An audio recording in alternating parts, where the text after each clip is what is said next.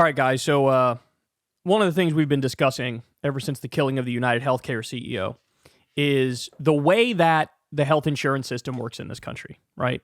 So you have for-profit health insurance companies, and what they do is they charge you every month. They charge you as much as humanly possible. So on the front end, they price gouge you. And then on the back end, they try to weasel out of paying on your claim, right? So try to deny care on the back end as much as possible. This is just the nature of the way it works if it's a for-profit system, and it is. And they try to maximize profit for their shareholders. The best way to do that, charge a lot on the front end, try to deny as much on the back end. The other angle is, and you guys are all familiar with this too, you have your copays and your premiums and your deductibles and all that stuff. And so if something happens, depending on what kind of plan you have, right? But even on the better plans, it's like there's still usually some amount you have to pay when something happens. They're like, okay, you pay the first $2,000, then we'll pick it up after that. It's like, bro, I'm paying you like 1,500 DZACs a month, every year. And then when something happens, you're like, oh, that's cool. Maybe we'll pay for it. We'll get back to you. But first, for sure, you're going to have to pay the first 2,000. Like, and you wonder why people view these middlemen as leeches, as parasites, as a mafia. Because they are. They're gangsters. They're criminals. They're thugs. They're taking their cut. They provide no value whatsoever. None. So people really despise health insurance in this country, and that's why the reaction was what it was to the Luigi Mangione thing. Everybody's either had a horrible experience on their own or knows somebody who's had a horrible experience or knows somebody with a medical bankruptcy or lost a family member because they wouldn't pay out on the claim and the care was viewed as experimental. They literally brag about protecting people from unnecessary procedures. Like, you can't make this stuff up. The idea that doctors, like, this is going to be the course of treatment, and then the insurance company's like, nah, we're not going to do, like, who are you, bitch? Nobody asked you, right? So we've been on top of that. Again, I'll highly recommend, I'm going to plug this movie one more time for you, this documentary, Sicko. Go watch Sicko. It's actually, I think, Michael Moore just put it up for free on YouTube. So highly recommend that. I don't care what your politics are, you'll come out of that on the issue of healthcare in particular going, okay, yep, I'm convinced, I'm a lefty. But David Sirota has done some phenomenal reporting here. Shout out right up front here to both David Sirota of The Lever, go subscribe to them, and also shout out to Jordan Chariton of Status Quo. We have something from him in here too. But look at this. This is from Lever News. New report. Health insurers raked in $371 billion in profits since the passage of the ACA, the Affordable Care Act. That's Obamacare. While raising family premiums to $26,000 a year. Get this, more than 40% of the profit went to United Health, whose profits rose 400% as the company denies nearly 1 in 3 claims. They were the most criminal. Of the criminal, thug, gangster, mafia, cartel health insurance companies, they were the most criminal. $371 billion. So here's that in chart form. Health insurers netted billions after the ACA. So from 2010 to 2023, that's what it looks like. That's the profit. Net revenue, actually. Now understand, we've talked about this time and time again. What was before Obamacare was actually genuinely worse, right? So under Obamacare, 50 million people, more people got health insurance. Under Trump, 3 million people lost health insurance. But you had some good provisions like kids get to stay on their parents' health insurance until they're 26 years old. That was critical. Protections for pre-existing conditions. That's incredible as well. 85% of the money that goes to these health insurance companies has to go to actual care, not bullshit.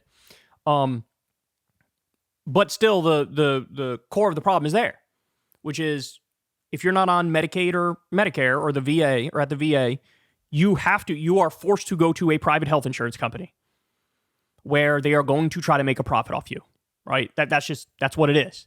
And that's the core of the problem. All right, so now let me show you this. Again, this is from The Lever. The top 4 health insurance companies have spent $120 billion on stock buybacks. And the top 5 have reported $371 billion in profits since 2010. Reminder that their profits come from our denied claims. So they did $120 billion in stock buybacks. Well, you may be thinking, Kyle, good sir, What exactly are stock buybacks? Well, you're about to learn. Here we go.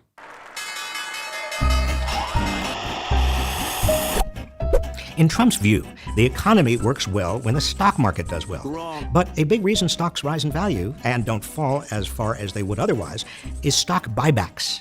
For years, corporations have spent most of their profits on buying back their own shares of stock, instead of increasing the wages of their employees, whose hard work creates these profits. Stock buybacks are... So that's, first of all, that's the first important point here, right? Is that there's an either or.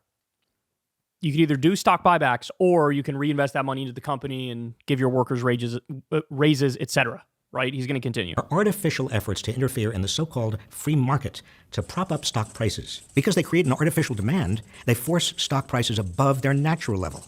With fewer shares in circulation, each remaining share is worth more. Buybacks don't create more or better jobs. Money spent on buybacks isn't invested in new equipment or research and development or factories or wages. It doesn't build a company. Buybacks don't grow the American economy. So why are buybacks so popular with corporate CEOs? Because a bigger and bigger portion of CEO pay has been in stocks and stock options. This is why they're doing the buybacks.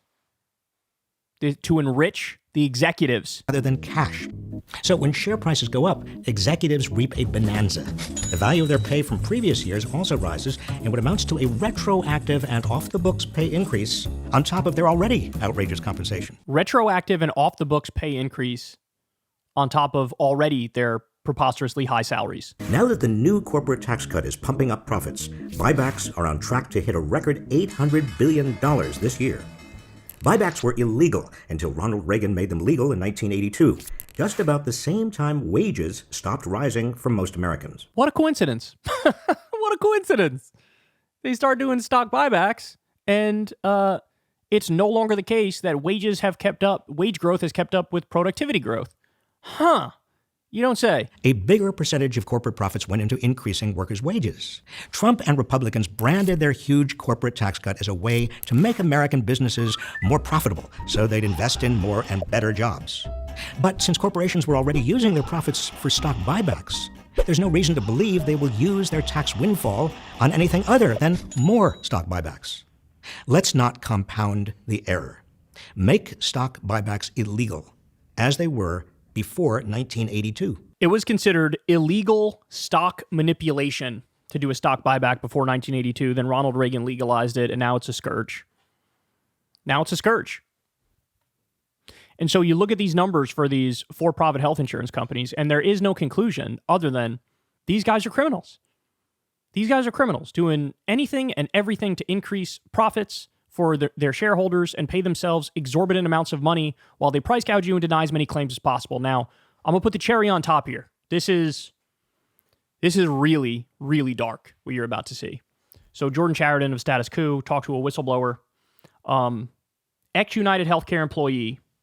Listen to what she has to say. Listen to this. This should be a scandal all across the country on every media outlet. Everybody should be talking about this. Watch. I would hear people, on break time or whatever, when we would all kind of come together in this kitchen clutch, and people would be talking about what they were told to do their job. It wasn't my job, so I can't say 100%.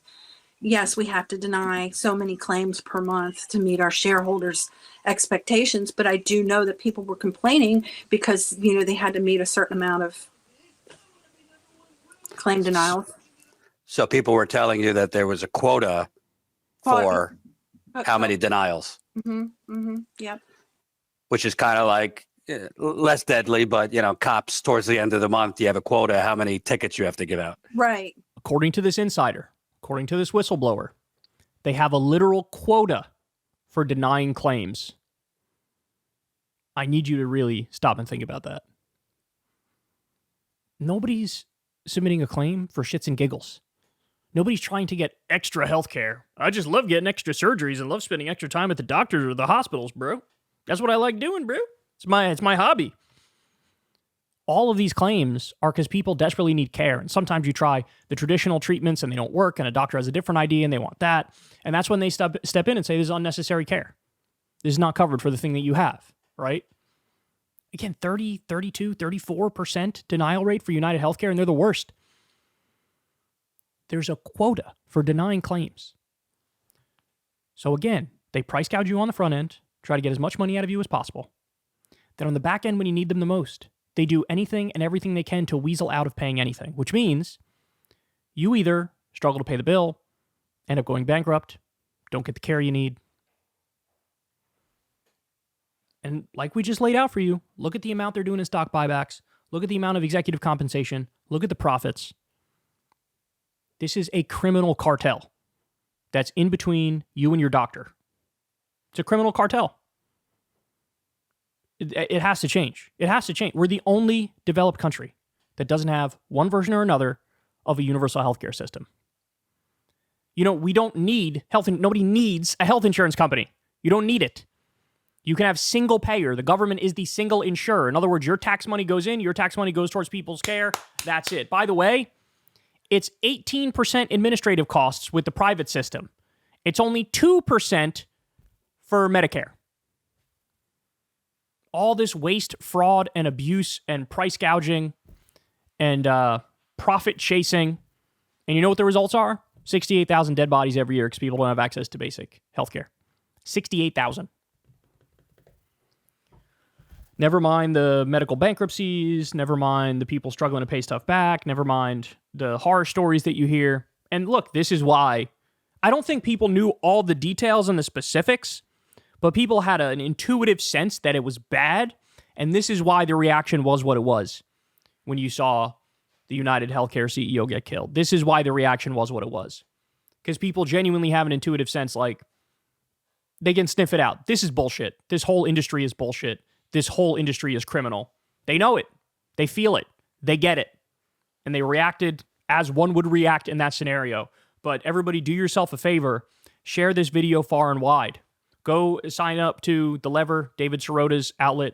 Go subscribe to Jordan Chariton and A Status Coup, because these stories here are super important, and people need to know the details of just how criminal these organizations are, so we can take action and push towards Medicare for all. Push towards a single-payer healthcare system. Push towards nationalizing Big Pharma is another part of this. We don't need to get into that at the moment, but that's another element of this. It's I don't have the words for just how much they've ripped us off so thoroughly for so long. But now you're even beginning to see, and Ken Klippenstein says this exact same thing, you have people who work at these health insurance companies who are furious and who are saying, well, what the fuck do you expect? Of course people are going to hate us. You're denying all these claims and you're making all this profit. And they're blowing the whistle from within, just like this great lady here. They're blowing the whistle. And they're like, look, I hate this just as much as you guys do. We're trying to get them to change their practices, but the greed is everything. It's everything. We need deep reform because this cannot continue. All right, guys, that's the show. Love y'all very much. You guys know the drill. Everybody, please click like and subscribe and all that fun stuff. Click that bell icon so you get a notification every time a video drops. You can support the show on Patreon if you're so inclined. That link is below, or you could sign up for Crystal Kyle and Friends on Substack. We have Matt Brunin coming on this week. Really, really excited for that. Love that guy. He's one of the best, one of the greatest out there. So definitely check that out. And yeah, I'll see you guys back here tomorrow. Same time, same place. Much love. Hey, y'all, do me a favor and like and subscribe. It helps out big time in the algorithm. Click the bell as well for notifications when videos drop, and watch that video on screen right now. You know you want to.